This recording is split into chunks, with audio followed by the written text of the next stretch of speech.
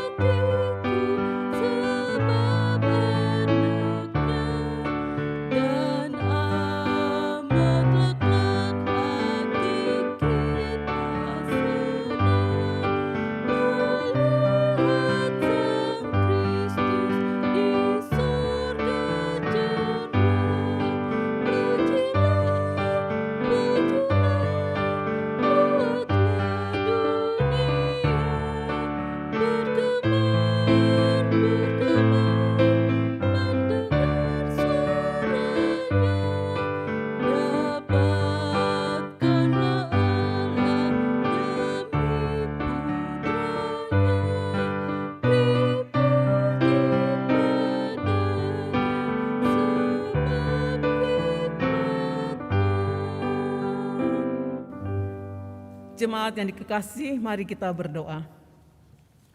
Allah Bapa Sorgawi, kami bersyukur untuk penyertaan dan pemeliharaan-Mu kepada kami semua umat manusia, termasuk di dalamnya kami sebagai sebuah keluarga yang percaya sungguh bersyukur atas bumi yang Allah berikan, tempat kami menjalani hari-hari kehidupan ini. Saat ini kami datang beribadah kepadamu. Kami mohonkan dengan rendah hati, berkatilah dan sertailah ibadah ini dari awal sampai akhirnya, kiranya jadi dalam nama Putra-Mu, Tuhan Yesus Kristus, Sang Kepala Gereja. Amin. Jemaat dipersilakan duduk kembali. Mari kita masuk dalam pembacaan Mazmur 103 ayat 10-14 secara berbalasan. Tidak dilakukannya kepada kita setimpal dengan dosa kita, dan tidak dibalasnya kepada kita setimpal dengan kesalahan kita. Tetapi setinggi langit di atas bumi, demikian besar kasih atas orang-orang yang takut akan Dia. Sejauh timur dari barat, demikian dijauhkannya daripada kita pelanggaran kita.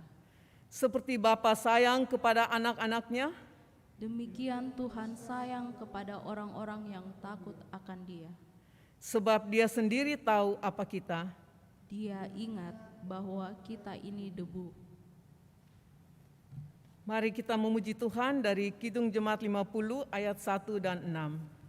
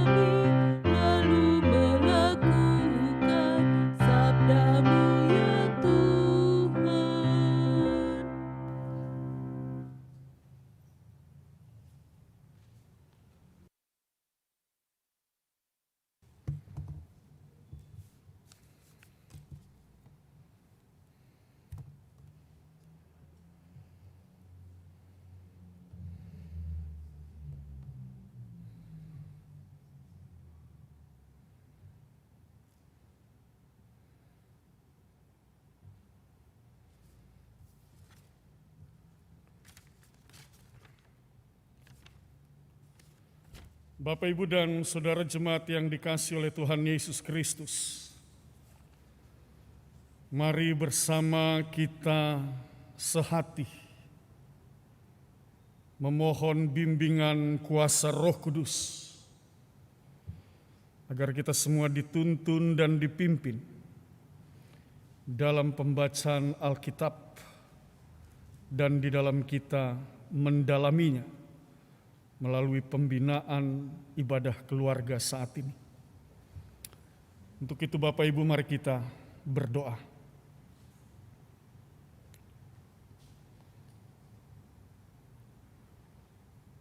Kami datang kepadamu ya Allah Bapa Sorgawi, dalam Kristus Yesus Tuhan dan Juru Selamat. Kami mengucap syukur dan berterima kasih karena kasih-Mu yang senantiasa boleh kami rasakan di sepanjang perjalanan kehidupan sampai jam dan detik ini. Dan kami percaya kasih setia-Mu tidak pernah usai dalam hidup kami. Saat ini kami akan membaca Alkitab yang di dalamnya kami percaya kami akan menemukan firman-Mu untuk meneguhkan kehidupan kami.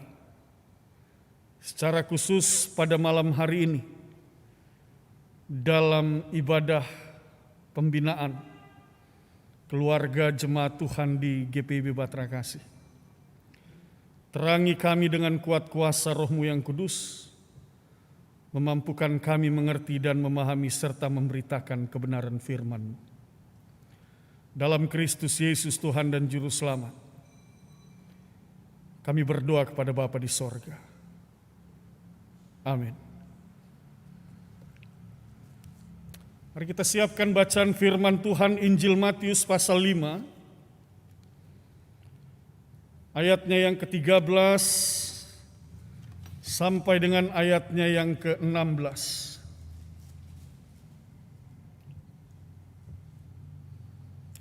Injil Matius pasal 5 ayat 13 sampai dengan ayatnya yang ke-16. Dengan judul perikop garam dunia dan terang dunia, jemaat Tuhan mari kita berdiri. Firman Tuhan, kamu adalah garam dunia. Jika garam itu menjadi tawar, dengan apakah ia diasinkan? Tidak ada lagi gunanya selain dibuang dan diinjak orang. Kamu adalah terang dunia, kota yang terletak di atas gunung, tidak mungkin tersembunyi. Lagi pula orang tidak menyalakan pelita lalu meletakkannya di bawah gantang, melainkan di atas kaki dian, sehingga menerangi semua orang di dalam rumah itu. Demikianlah hendaknya terangmu bercahaya di depan orang, supaya mereka melihat perbuatanmu yang baik dan memuliakan Bapamu yang di sorga. Demikianlah firman Tuhan, terpujilah Kristus. Haleluya.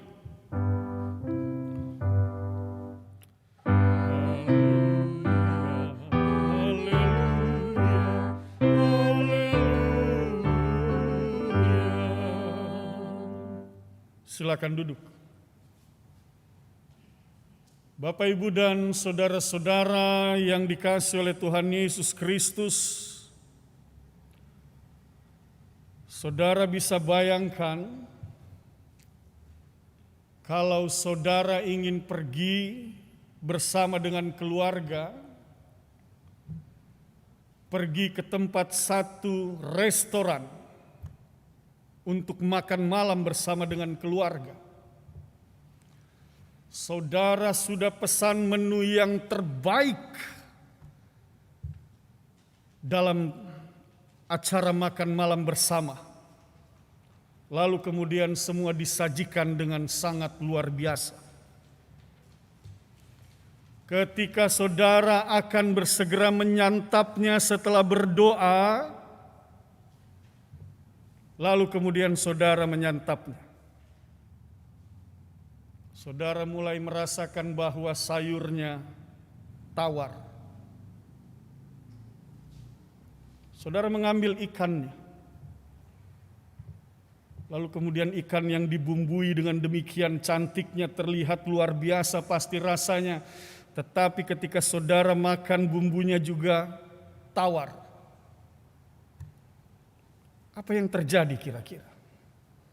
Ekspektasi awal saudara, makan malam ini pasti luar biasa. Tetapi realitasnya yang terlihat adalah bahwa saudara mendapatkan menu makan malam yang istimewa, tawar semua. Pasti akan ada reaksi. Dan tidak sedikit mungkin orang akan bereaksi dengan keberatan kepada rumah makan atau restoran itu. Kenapa makanan yang disajikan tawar? Bapak, Ibu, dan saudara-saudara yang dikasihi oleh Tuhan Yesus Kristus, bagian firman Tuhan yang menjadi dasar dan menjadi bahan dalam pembinaan ibadah keluarga malam ini berbicara tentang garam dunia dan terang dunia. Ini satu bagian yang tidak asing lagi bagi kita. Garam dunia dan terang dunia. Kita sudah sering mendengarkan hal ini. Tetapi sebelum kita masuk lebih dalam lagi, mari kita berkenalan dulu dengan Injil Matius yang memuat bagian perikop garam dunia dan terang dunia ini. Siapa penulis Injil Matius ini? Banyak orang yang berpendapat, dan saya percaya kemungkinan sebagian besar kita sudah mengetahui, dan kita akan katakan bahwa penulisnya adalah Matius. Tetapi tahukah Bapak Ibu dalam menentukan penulisnya ini adalah seorang yang bernama Matius, ini menjadi sebuah perdebatan panjang di antara bapak-bapak gereja.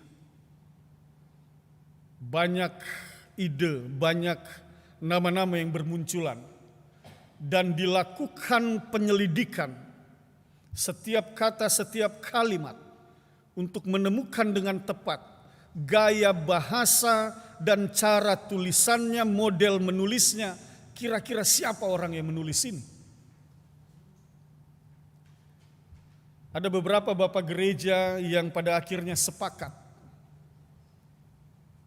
Beberapa bapak gereja yang sepakat bahwa penulisnya ini adalah Matius, adalah Eusebius, seorang ahli sejarah yang hidup pada abad ke-3 dan ke-4 Masehi. Di antara itu kurang lebih dia hidup. Lalu kemudian juga ada seorang bapak gereja yang bernama Irenaeus. Dia hidup juga di abad kedua dan abad ketiga, kurang lebih sekitar itu. Dia dikenal sebagai orang yang menjabat dalam jabatan uskup di satu wilayah yang sekarang dikenal dengan Lyon, France, di Prancis. Ada juga seorang bapak gereja yang bernama Origenes dari Alexandria yang juga hidup bersamaan juga di abad-abad yang sama dengan Eusebius dan Irenaeus. Yang menarik adalah Origenes ini adalah seorang peneliti, seorang teolog. Tidak dapat diragukan lagi karya tulisnya yang berkaitan dengan teologi, kurang lebih 2000-an karya tulis. Oleh sebab itu ia dijuluki dengan the greatest genius ever born of the prime church. Jenius terbesar yang pernah dilahirkan gereja perdana. Origenes from Alexandria. Bapak-bapak gereja ini berpendapat pada satu hal yang sama. Menurut mereka dari gaya tulisan dan cara menyampaikan kata-kata dan kalimat dan bahasa yang disampaikan, orang yang menulis ini tidak lain dan tidak bukan yang dikenal dengan Matthew, the tax collector. Matius, pemungut cukai. Mengapa mereka yakin dengan hal itu? Karena ada juga bukti Alkitab yang menunjukkan bahwa benar orang ini tidak lain dan tidak bukan adalah salah seorang murid Tuhan Yesus yang dituliskan di dalam Injil Matius pasal 9 ayat 9 misalnya, ketika ia bertobat dan Yesus mengajaknya. Mari kita lihat sama-sama.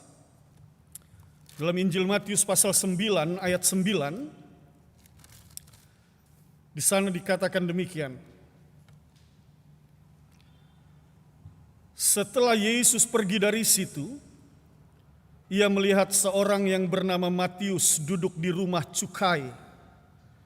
Lalu ia berkata kepadanya, "Ikutlah aku." Maka berdirilah Matius, lalu mengikut dia. Bapak, Ibu, dan saudara-saudara, itu satu perjumpaan antara Yesus dengan Matius. Dia berada, firman Tuhan menjelaskan, di rumah cukai. Karena memang pekerjaannya adalah memungut cukai. Sebab itu dia dikenal dengan sebutan Matthew, the tax collector. Matius, pemungut cukai. Dalam Injil Matius pasal 10 ayat 3 juga dijelaskan ketika Tuhan Yesus memanggil ke-12 muridnya yang pada akhirnya menjadi ke-12 rasul. Di sana juga dikatakan Injil Matius 10 ayat 3.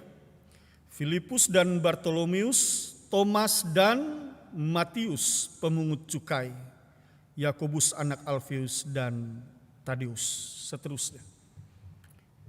Jadi dia ini adalah murid Tuhan Yesus.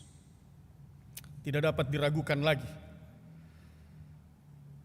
Melihat gaya bahasanya, maka para bapak-bapak gereja meyakini ini adalah Matius, sang pemungut cukai.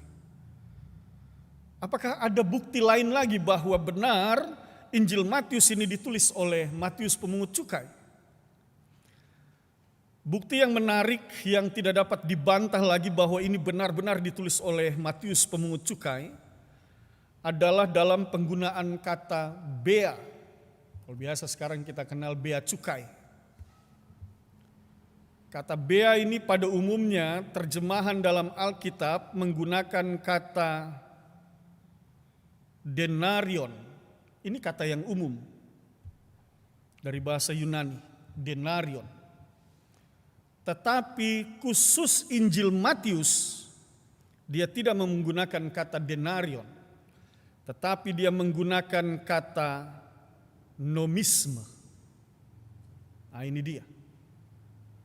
Dia menggunakan kata nomisme. Kata nomisme itu menunjuk bahwa cukai itu adalah koin negara, milik kepunyaan negara. Dan hanya orang yang bekerja di rumah cukai yang menggunakan kata itu. Oleh sebab itu kesimpulan akhirnya benar. Injil Matius ini ditulis oleh Matius pemungut cukai. Karena dia menggunakan kata yang tidak umum. Kata yang hanya dipakai oleh orang yang bekerja di rumah cukai. Itu dia menjelaskan bahwa kitab ini adalah benar ditulis oleh Matius pemungut cukai. Kapan Injil ini ditulis? Diperkirakan di sekitar tahun 60 Masehi. Ya, itu perkenalan kita dengan Injil Matius dan masih banyak lagi sesungguhnya informasi di seputar Injil Matius ini. Tetapi kiranya ini dapat mengantar kita terlebih dahulu sebagai perkenalan awal tentang Injil Matius.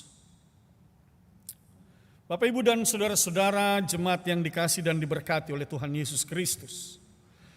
Mari kita kembali fokus dalam pembacaan kita pada malam hari ini. Injil Matius pasal 5 ayat 13 sampai dengan ayatnya yang ke-16. Mari kita lihat bersama kembali.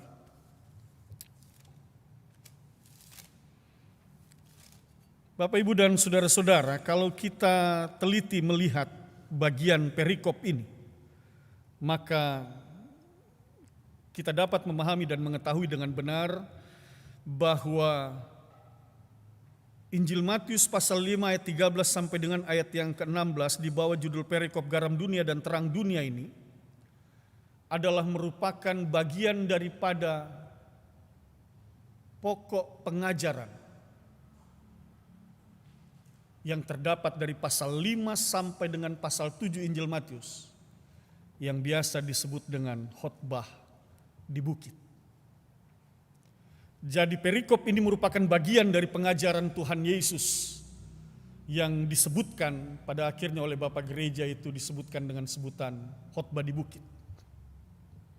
Kalau kita lihat dalam pasal 5 misalnya ayat 1 sampai dengan ayatnya yang ke-12 di sana tentang ucapan-ucapan bahagia. Ya, ucapan bahagia. Lalu kemudian pokok ajaran yang kedua dia berbicara tentang garam dunia dan terang dunia. Jadi ini merupakan bagian. Ada berapa sesungguhnya pokok pengajaran Tuhan Yesus khotbah di bukit itu? Ada berapa jumlahnya? Kalau kita lihat bersama dari pasal 5 sampai dengan pasal 7 dalam Injil Matius ini jelas bahwa ada 14 pokok pengajaran khotbah di bukit. Dan salah satunya bacaan kita pada saat ini. Tetapi Bapak, Ibu, dan saudara-saudara, pernahkah saudara bertanya, siapakah sesungguhnya yang menamakannya? Bagian ini disebut khotbah di bukit. Mungkin kita sering kali katakan, oh ya betul bahwa ucapan bahagia, garam dunia dan terang dunia, Yesus dan hukum Taurat, hal berdoa, hal memberi sedekah, dan seterusnya itu merupakan bagian daripada pengajaran Tuhan Yesus tentang khotbah di bukit. Tetapi siapa sesungguhnya yang menamakan bagian ini khotbah di bukit? Bapak, Ibu, mari ingat baik-baik bahwa bagian ini disebutkan sebagai khotbah di bukit pertama kali kurang lebih di sekitar tahun 392. Ada dua versi. Yang pertama mengatakan tahun 392 Masehi, tetapi ada juga yang mengatakan ini disebutkan pada tahun 395 Masehi. Tetapi yang pasti dia di sekitaran 390-an. Sebutan khotbah di bukit itu muncul untuk pasal 5 sampai dengan pasal 7 Injil Matius. Adalah seorang yang bernama Santo Agustinus yang pertama kali menamakan bagian ini khotbah di bukit. Di mana tempat lokasinya khotbah di bukit ini terjadi? Kalau kita perhatikan dalam Injil Matius pasal 4, mari kita lihat sama-sama. Injil Matius pasal 4 ayat 23, sebelum masuk Injil Matius pasal 5, maka di sana ada disebutkan satu tempat. Yesus pun berkeliling di seluruh Galilea. Ia mengajar dalam rumah-rumah ibadat dan memberitakan Injil Kerajaan Allah, serta melenyapkan segala penyakit dan kelemahan di antara bangsa itu, dan seterusnya. Yesus berada di sekitar Galilea. Kalau saudara berkesempatan nanti bisa membuka peta Alkitab peta Alkitab zaman perjanjian baru zaman Yesus, maka saudara bisa lihat di sana itu Galilea itu seperti apa. Itu satu bagian yang cukup luas wilayahnya. Tetapi persisnya di mana? Nah, ini dia. Saudara bisa lihat juga misalnya dalam kita lihat terlebih dahulu Injil Matius pasal 5 ayat 1 misalnya. Di sana juga dijelaskan memulai khotbah di bukit itu. Di sana dikatakan ketika Yesus melihat orang banyak itu naiklah ke atas bukit dan setelah ia duduk datanglah murid-muridnya kepadanya. Lalu kemudian Injil Matius pasal 8 ayat 5. Nah, ini menjelaskan sebenarnya tepatnya di mana posisi Tuhan Yesus ketika itu.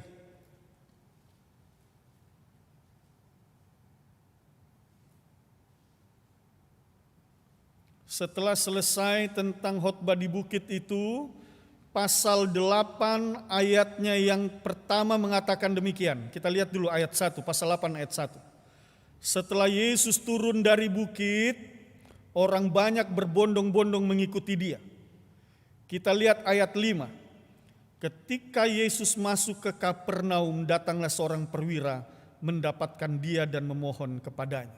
Jadi, kita dapat mengambil kesimpulan bahwa khotbah di bukit ini lokusnya ada di wilayah Galilea, tidak jauh dari kota Kapernaum. Dan kota Kapernaum itu memang berada di wilayah Galilea. Itu dia penjelasannya. Di sanalah terjadi pokok pengajaran yang kita kenal pada saat ini, khotbah di bukit. Mari kita lihat ayat 13 bacaan kita, Injil Matius pasal 5 ayat 13. Di sana dikatakan, kamu adalah garam dunia. Jika garam itu menjadi tawar, dengan apakah ia diasinkan?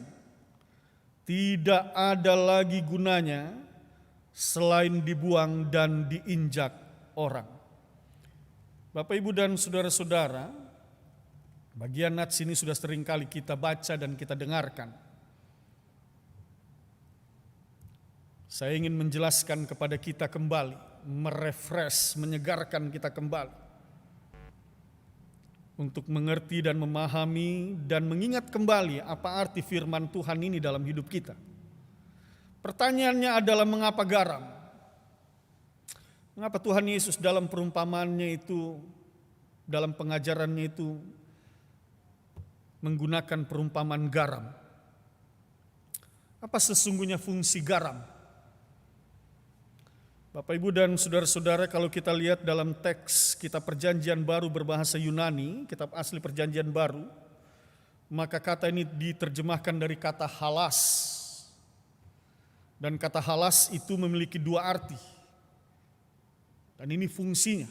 Yang pertama, garam yang digunakan untuk memberi rasa pada makanan. Dan yang kedua, garam yang digunakan untuk menyuburkan tanah sehingga tumbuhan itu dapat tumbuh subur. Artinya garam itu mempunyai fungsi untuk menumbuhkan. Dua hal itu yang paling umum daripada fungsi garam pada saat itu, pada masa itu. Lalu kemudian hal yang pertama yang ingin kita lihat dalam pengajaran tentang garam ini adalah bahwa kalau tadi dikatakan dia digunakan untuk memberi rasa pada makanan, maka bagian ini memang mau berbicara tentang rasa. Itu sebabnya di sana dikatakan kamu adalah garam dunia, jika garam itu menjadi tawar, dengan apakah ia diasinkan? Jadi ini bicara tentang rasa. Dengan apa ia diasinkan? Tawar, asin, itu bicara soal rasa. Anda minum teh tidak pakai gula, Anda akan katakan, apa rasanya tehnya? Tawar. Nah, ini bicara soal rasa. Anda makan sesuatu lalu kemudian dikasih banyak garam, lalu kemudian apa rasanya? Anda akan katakan asin. Ini bicara soal rasa. Jadi sekali lagi, halas dalam kitab Yunani tertulis menerjemahkan tentang garam yang memberi rasa. Hal ini mau memberikan pengajaran buat kita bahwa dalam kehidupan ini sebagai orang Kristen, saya tegaskan sekali lagi Bapak Ibu dan saudara-saudara, sebagai orang Kristen, sebutan Kristen itu mau menjelaskan sebagai seorang pengikut Kristus. Banyak kita saat ini mengaku orang Kristen, pengikut Kristus, KTP juga tertulis, tetapi perilaku hidupnya tidak mencerminkan sebagai pengikut Kristus. Ini soal, ini masalah. Oleh sebab itu bagian firman Tuhan ini mau menegaskan kepada kita, sebagai pengikut Kristus maka engkau harus memberikan rasa dalam kehadiranmu di tengah-tengah dunia ini. Rasa yang seperti apa? Nilai-nilai kekristenan yang diajarkan kepada kita, nilai-nilai yang Tuhan Yesus ajarkan kepada kita, itu yang harus tercermin dalam hidup kita, dan nilai-nilai itu yang harus dirasakan oleh sesama kita manusia. Persoalannya adalah apakah kehadiran kita di dalam dunia ini, apakah kita sudah membawa rasa itu, nilai-nilai kekristenan itu dalam kehidupan kita dengan sesama kita. Ini menjadi persoalan Bapak Ibu dan saudara-saudara. Dan kita tahu kalau kita bicara tentang nilai-nilai kekristenan yang Tuhan Yesus ajarkan sebagai pengikut Kristus, hal yang pertama ini mau bicara tentang kasih.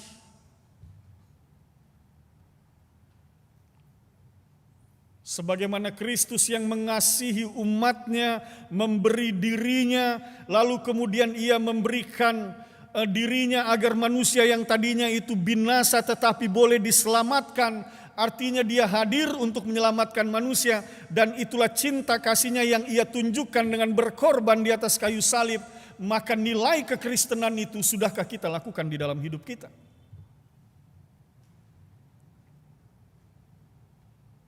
Pembinaan kita pada malam hari ini fokus pada tema hidup yang berdampak.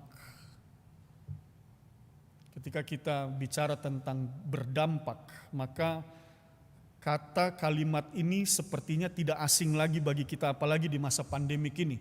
Begitu banyak orang yang terdampak. Seperti efek domino, virus COVID-19 itu membawa dampak yang begitu luar biasa bagi kehidupan manusia di atas dunia ini, di atas muka bumi ini. Berapa banyak orang yang hidupnya pada akhirnya terdampak oleh akibat, baik secara langsung maupun tidak langsung.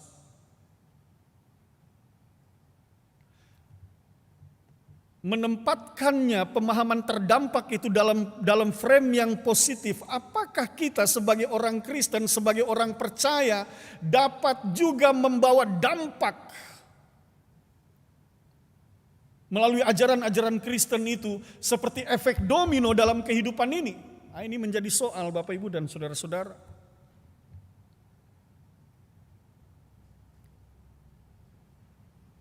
Itulah sebabnya firman Tuhan ini diberitakan bahwa bagaimana sesungguhnya kita menjadi garam di tengah-tengah dunia ini, menghadirkan rasa nilai kekristenan itu di dalam kehidupan ini. Standarnya sederhana, perkataan, perbuatan, dan pikiran. Itu standar yang paling sederhana sekali. Sudahkah nilai-nilai kekristenan itu hadir dalam setiap kita berkata-kata? Sudahkah nilai kekristenan itu hadir di dalam setiap perbuatan kita? Sudahkah nilai kekristenan itu hadir di dalam setiap pikiran kita?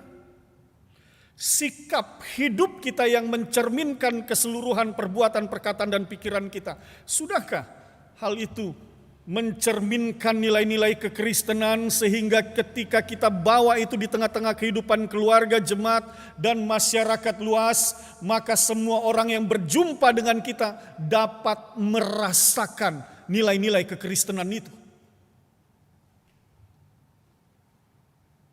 Firman Tuhan mengatakan jika garam itu menjadi tawar, dengan apakah ia diasinkan? Tidak ada lagi gunanya selain dibuang dan diinjak orang.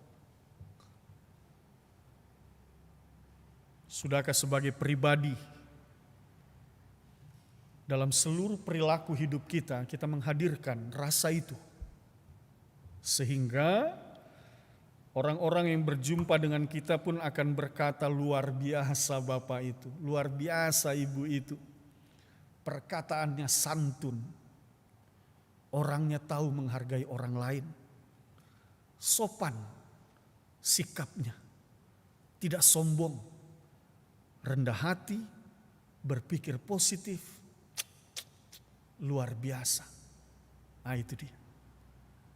Kalau itu yang terjadi berarti kita berhasil menghadirkan rasa itu. Hidup kita berdampak bagi orang lain. Kehadiran kita di dalam dunia ini tidak sia-sia. Tapi kehadiran kita di dalam dunia ini membawa manfaat dan kegunaan bagi orang lain, bagi sesama kita, manusia. Tetapi Bapak Ibu dan saudara-saudara, mari kita bicara dulu dari unit yang terkecil dalam sebuah kelompok masyarakat, yaitu keluarga kita. Sebagai seorang suami, sebagai istri, sebagai orang tua, sebagai anak-anak. Sudahkah kita menghadirkan rasa itu dalam kehidupan keluarga kita? Sehingga mungkin istri saudara akan mengatakan, luar biasa suami saya itu. Dia orangnya santun kalau bicara. Sopan dia dengan kami. Dia tahu menghargai istrinya. Sebagai ayah, dia adalah seorang yang bertanggung jawab kepada anak-anaknya. Dan sebagai kepala keluarga, dia menjadi contoh dan teladan iman dalam kehidupan rohani kami. Wah, luar biasa. Itu berarti saudara sebagai seorang suami, sebagai seorang kepala keluarga, saudara berhasil menghadirkan rasa itu dalam kehidupan keluarga saudara. Demikian juga sebagai seorang istri. Sehingga suamimu pun akan berpikiran hal yang sama, luar biasa istriku ini. Karena apa engkau menjadi seorang istri yang tahu menghadirkan nilai-nilai kekristenan itu dalam kehidupan rumah tangga. Dan sebagai orang tua demikian juga kepada anak-anak dan anak-anak juga kepada orang tua. Menghadirkan nilai kekristenan itu, rasa itu dirasakan benar. Maka sebagai seorang anak engkau pun akan menghormati dan menghargai orang tuamu. Engkau akan menaruh hormat kepada mereka. Tadi sore saya melihat satu tayangan dalam YouTube tentang yang belakangan ini ramai orang sering lakukan itu tentang prank, mengerjai gitu. Mengerjai orang lain seperti itu, dan ini dalam lingkup keluarga. Ibu dan anaknya sudah, saudara-saudara nanti dapat lihat. Ibu dan anaknya sudah baku atur. Jadi depan bapaknya, yang mau dikerjai ini bapaknya. Jadi ibunya bilang, kalau saya bicara begini, kau nak coba kau bantah saya, lihat reaksi bapakmu. Ketika ibunya bilang, mengatakan sesuatu, lalu kemudian anaknya itu menjawab dengan kasar. Anaknya katakan, "Mom, shut up." Lalu kemudian bapaknya kaget mendengar itu. "What?" dia katakan. Lalu anaknya katakan, "Shut up, diam." Lalu bapaknya berdiri dan mengejar anaknya. Ternyata mereka hanya mengerjai bapaknya. Tetapi satu hal di situ adalah Bapak Ibu dan saudara-saudara, ada satu pembelajaran yang penting. Sesungguhnya bagaimana anak-anak itu diajar menghormati orang tua, dan bagaimana juga orang tua itu menjadi contoh dan teladan bagi anak-anak. Dan itu yang dikatakan bahwa ketika kita mampu menghadirkan nilai-nilai kekristenan itu, maka hubungan orang tua dan anak-anak itu akan terbangun dalam satu hubungan yang sopan dan santun, yang tahu menghargai, yang penuh dengan cinta kasih Tuhan. Ini dia. Oleh sebab itu Bapak Ibu dan saudara-saudara, ketika kita membaca bagian firman Tuhan ini yang mengatakan kamu adalah garam dunia, maka firman Tuhan ini mau mengajarkan sekali lagi kepada kita, hadirkanlah rasa nilai-nilai kekristenan itu dalam seluruh aktivitas hidupmu, dalam kehidupanmu bersama keluarga, dalam pekerjaanmu, bahkan terlebih khusus dalam pelayananmu. Hadirkanlah nilai-nilai kekristenan.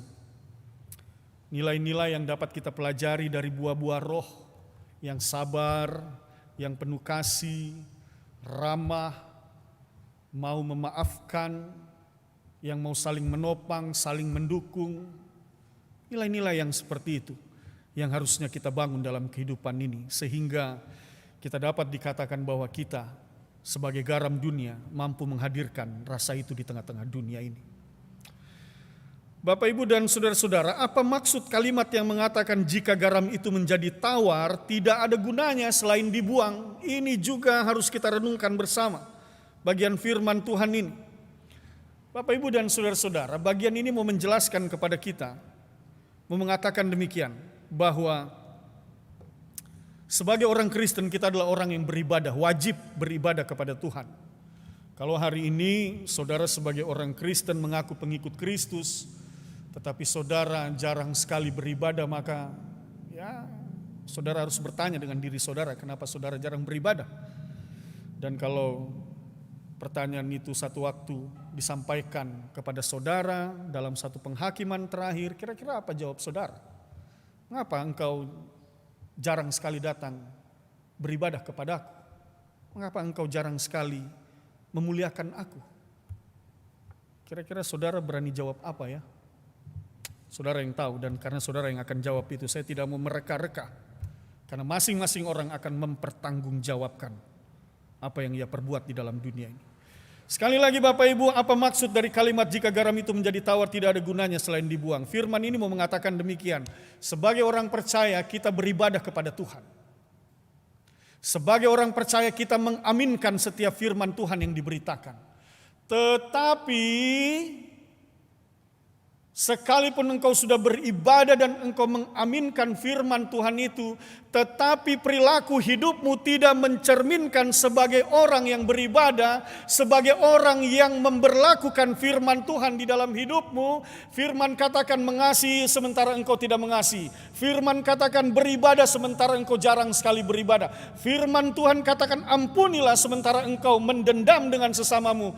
Maka itu yang dikatakan engkau tawar. Engkau tidak lagi asin.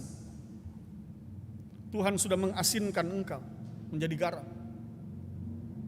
Tetapi perilaku hidupmu tidak memberi rasa kepada orang lain. Engkau tawar. Dan konsekuensinya firman Tuhan katakan, jika garam itu menjadi tawar, tidak ada gunanya selain dibuang. Mari kita lihat fungsi yang kedua dari garam itu. Kalau tadi dikatakan bahwa garam itu dia memberi rasa, maka bagian yang kedua ini tadi sudah dijelaskan bahwa garam itu juga menjadi pupuk untuk menyuburkan tanaman sehingga ia akan menumbuhkan tanaman itu. Bapak, Ibu, dan saudara-saudara, bagian firman Tuhan ini mau menjelaskan dan menegaskan kepada kita bahwa dalam arti yang luas, maka pertanyaannya adalah, sudahkah kita mengambil bagian dalam hal menumbuhkan itu? Kalau kita katakan ya, saya sudah membawa rasa itu untuk banyak orang, sehingga banyak orang yang merasakan kehadiran saya, hal-hal yang positif yang mereka rasakan dari saya. Maka pertanyaannya juga yang kedua, sudahkah kita mengambil bagian dalam hal menumbuhkan itu bagi banyak orang dalam perjalanan kehidupan beriman? Artinya juga kita menjadi pribadi yang memotivasi orang lain sehingga mereka bertumbuh dalam kehidupannya. Sudahkah itu kita lakukan dalam hidup kita?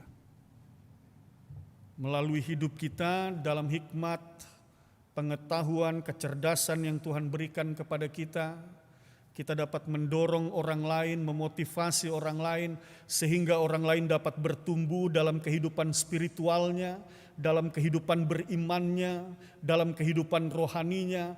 Ia juga bertumbuh menjadi pribadi yang teguh, menjadi pribadi yang taat dan setia kepada Tuhan.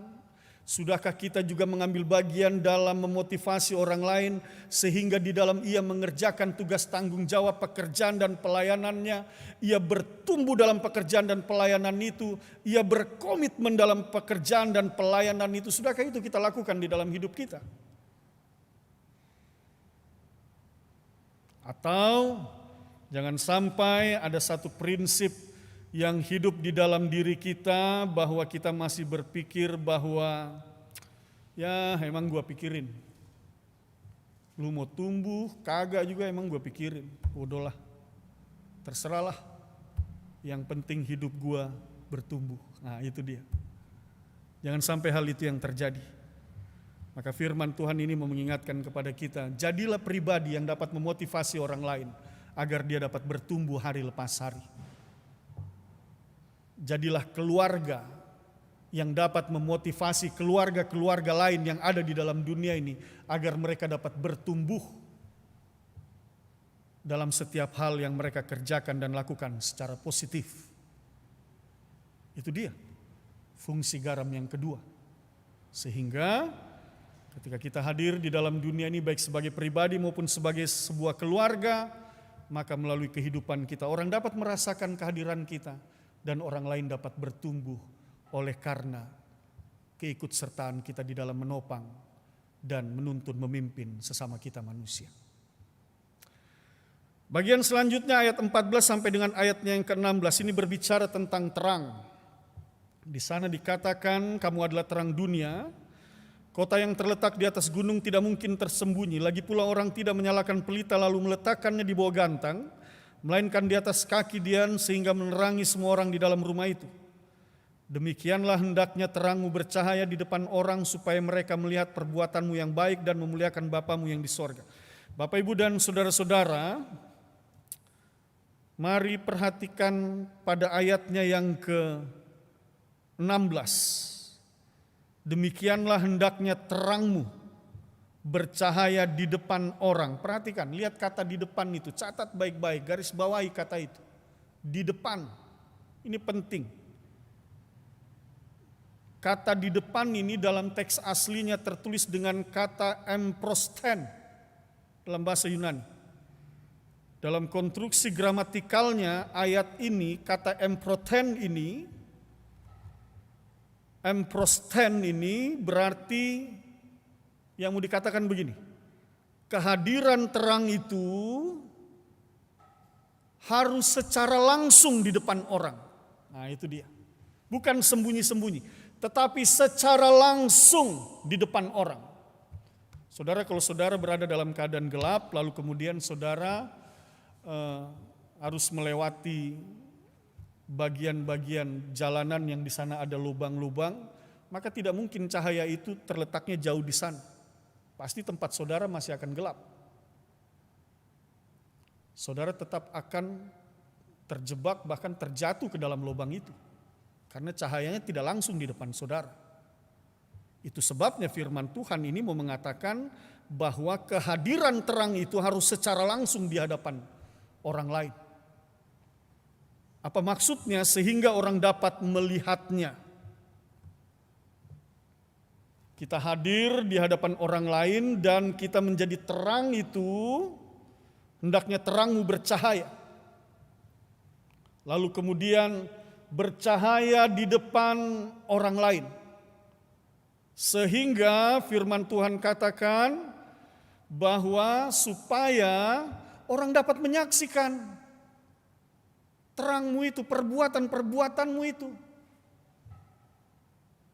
Jadi kata terang ini mau menunjukkan dan memperlihatkan tentang perbuatan baik itu. Makanya di sana dikatakan supaya mereka melihat perbuatanmu yang baik. Orang dapat melihat bahwa dirimu, pribadimu adalah seorang yang jujur. Ucapan-ucapanmu adalah ucapan yang santun. Perbuatanmu, sikap hidupmu adalah suatu sikap hidup yang sopan. Orang dapat melihat itu. Komitmenmu dalam mengerjakan tugas dan tanggung jawab engkau lakukan dengan sungguh-sungguh sampai tuntas. Orang dapat melihat itu.